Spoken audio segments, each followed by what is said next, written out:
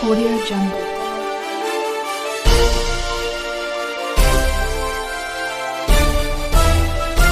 Audio Jungle.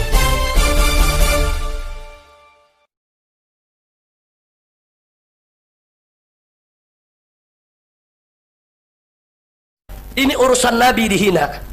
Saya setuju. Kita boleh marah terhadap orang yang menghina Rasulullah, tapi nggak boleh anarkis. Saya setuju. Siapapun yang menghina Rasulullah, kalau disuruh tobat dia tidak mau tobat, disuruh minta maaf dia tidak mau minta maaf, maka hukum yang paling layak adalah hukuman mati bagi siapapun yang menghina Rasulullah Shallallahu Alaihi Wasallam. Betul sekali lagi. Nabi dihina marah tidak? Nabi dihina rela tidak? Ridho tidak? Betul.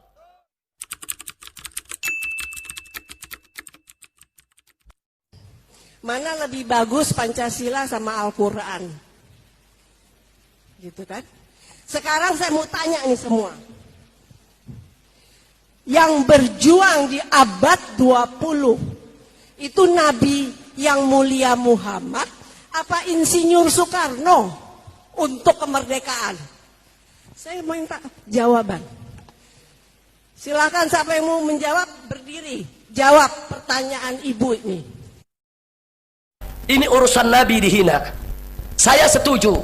Kita boleh marah terhadap orang yang menghina Rasulullah, tapi nggak boleh anarkis. Saya setuju. Kenapa? Karena kalau Nabi dihina jangan anarkis, tapi orangnya dibunuh. Jadi jangan anarkis, bunuh orang yang menghina Rasulullah. Siapapun yang menghina Rasulullah, kalau disuruh tobat dia tidak mau tobat, disuruh minta maaf dia tidak mau minta maaf, maka hukum yang paling layak adalah hukuman mati bagi siapapun yang menghina Rasulullah Shallallahu Alaihi Wasallam. Betul. Jadi kalau ada yang bilang kita nggak anarkis, cuma bunuh doang. Masya Allah. Saya tanya sekali lagi, Nabi dihina marah tidak? Nabi dihina rela tidak? Ridho tidak? Betul. Nah, jadi kalau Anda masih ada di sini jauh dari kami, minimal doakan kami yang sedang berjuang, saudara. Nggak, kita nggak peduli. Mau ditangkap, mau dipenjara, nggak peduli. Kami nggak redho Nabi kami dihina oleh siapapun, termasuk oleh Amerika Serikat sekalipun, saudara. Jangan Amerika Serikat merasa negara besar, tentaranya kuat, senjatanya kuat, terus dipikir umat Islam takut untuk menghadapi dia. Tidak. Tapi saya ingin sampaikan kepada umat Islam yang ada di sini. Yang saya takut hanya satu, Pak. Yang kami takut hanya satu. Bukan Amerika menyerang Indonesia. Tapi yang kami takut adalah saat Amerika menyerang kita, Allah tidak mau bantu kita, saudara. Itu yang kita takut. Kalau Allah bantu kita, nggak peduli siapapun musuh yang menyerang kita. Kenapa saya takut Allah tidak bantu kita? Allah tidak tolong kita. Perhatikan firman Allah dalam Al-Quranul Karim. Allah menyatakan intan surullah yansurkum wa yuthabbit aqdamakum. Kalau kau membela Allah, menolong Allah, menegakkan agama Allah, yansurkum, niscaya pasti Allah akan memenangkan kamu sekalian. Wa yuthabbit aqdamakum, dan Allah akan mengokohkan langkah-langkah perjuanganmu sekalian. Ini janji Allah. Kalau kita bela Allah, Allah menangkan kita.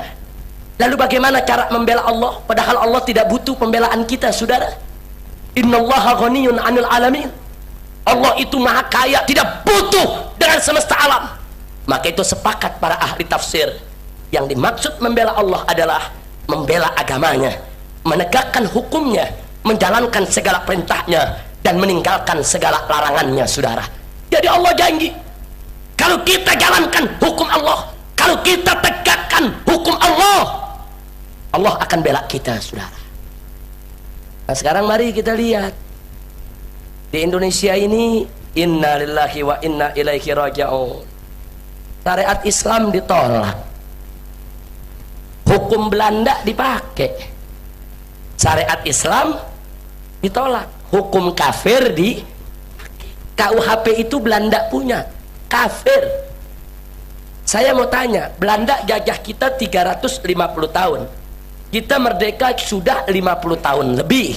Nah sekarang berarti hukum Belanda itu sudah berlaku lebih dari 400 tahun. Pertanyaan saya, kalau hukum Belanda orang kafir boleh berlaku di Indonesia 400 tahun, maka hukum